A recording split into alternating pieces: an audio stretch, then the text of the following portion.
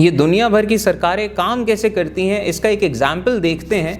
America में अगर किसी पॉलिटिशियन को चुनाव लड़ना है और इतना बड़ा एड कैंपेन करवाना है कि वो चुनाव जीत पाए, तो इसके लिए बेतहाशा पैसा चाहिए होगा। तो ये पॉलिटिशियंस इतना पैसा लेने के लिए जाते हैं बड़े बिजनेसेस के पास, और ये बड़े बिजनेसेस इतना बेतहाशा पैसा इन पॉलिटिशियंस को देते हैं, जिससे कि जब ये पॉलिटिशियंस चुनाव जीत के सरकार में जाएं तो सरकार कुछ ऐसे फैसले ले कि उनके बिजनेस को फ़ायदा हो।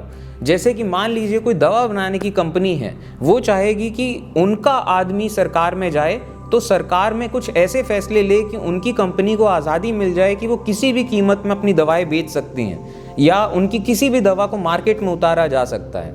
या अगर कोई हथियार बनाने वाली कंपनी हो, तो उनको सबसे ज़्यादा फ़ायदा तब होगा जब वॉर चल रही हो और सरकार हथियारों का कॉन्ट्रैक्ट उनकी कंपनी को दे।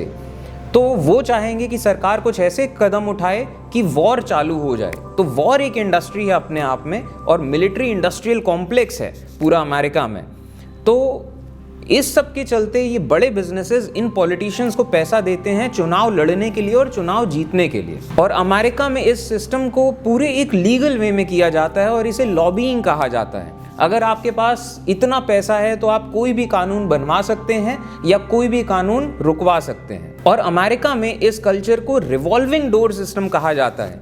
अमेरिका में ये देखने वाली चीज़ है कि बड़ी बड़ी कंपनीज के ऑफिशियल्स सरकार में जाते हैं, वहाँ बड़े बड़े मंत्रालय संभालते हैं और इस तरीके के कानून लाते हैं कि उन अपनी कंपनीज को फ़ायदा देते हैं, और फिर सरकार से निकलते हैं, उन्हीं कंपनीज में वापस चले जाते हैं जिन कंपनीज को उन्हें रेगुलेट करना था सरकार में रहते हुए, और उन कंपनीज में फिर और बड़ी सैलरी उठाते हैं और खूब जिंदगी आराम से बिताते हैं और विदाउट एनी रिपरकशंस, क्योंकि ये एक प्रॉपर लीगल सिस्टम हो चुका है लॉबिंग का एंड ये रिवॉल्विंग डोर का।